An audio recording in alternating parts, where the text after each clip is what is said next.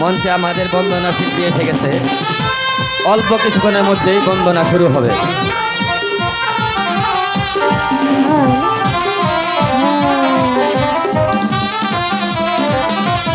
Hello, এই তো আমার সোনার বাংলাদেশ, দোয়েল শ্যামা কোয়েল ডাকে, গুণের নাই দোষে। এই তো আমার দেশ, সোনার বাংলাদেশ, দোয়েল শ্যামা কোয়েল ডাকে, সুরের নাই দোষে। এই তো আমার দেশ।